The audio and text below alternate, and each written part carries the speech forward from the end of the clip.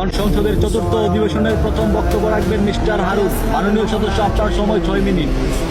ধন্যবাদ মাননীয় স্পিকার। মাননীয় স্পিকার, আমাদের এই বাংলাদেশ প্রকৃতির অপরূপ সৌন্দর্য ভরা এক শান্তির ভূখণ্ড, বিশ্বের দীর্ঘতম সমুদ্র সৈকত, পৃথিবীর বৃহত্তম ম্যানগ্রোভ বন এবং হাজার বছরের সংস্কৃতি সহ এদেশের মাটিতে জন্ম নিয়েছেন বহু জ্ঞানী গুণী মানুষ, যা আমাদের দেশের গর্ব।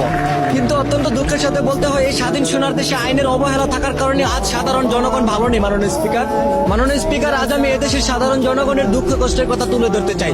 বর্তমান বাজারে নিত্য প্রয়োজনীয় জিনিসপত্রের দাম এতটাই বেড়ে গেছে যে সাধারণ খেটে খাওয়া মানুষ দিশেহারা হয়ে পড়ে। চালের দাম, তেলের দাম, গ্যাসের দাম বাড়ে, কিন্তু সাধারণ মানুষের আয় বাড়ে না। এই অভাবে পরে দেশ ও জাতির উন্নয়নের আশা করা যায় না। মাননীয় স্পিকার, আজ দেশের হাজারো শিক্ষিত যুবক বেকার ঘুরছে। বাবা মা কষ্ট করে পড়াশোনা করে, কিন্তু পড়াশোনা শেষ করার পরও চাকরি নেই। বিশেষ চাকরি করতে গেলেও যোগ্যতা চাই, আবার কিছু কিছু ক্ষেত্রে ঘুষ ছাড়া চাকরিও পাওয়া যায় না। যে দেশের মেধাবী যুবক বেকার থাকে, সে দেশ কখনো পুরোপুরি ভাবে উন্নত হতে পারে না। মাননীয় স্পিকার, বর্তমান সামাজিক যোগাযোগের মাধ্যমে অপপ্রচার, প্রতারণা, কিশোর গ্যাংয়ের কার্যক্রম প্রতিনিয়ত বেড়ে চলছে। অল্প বয়সী ছেলেরা মাদক, সন্ত্রাস আর অপরাধের দিকে ঝুঁকে পড়ছে।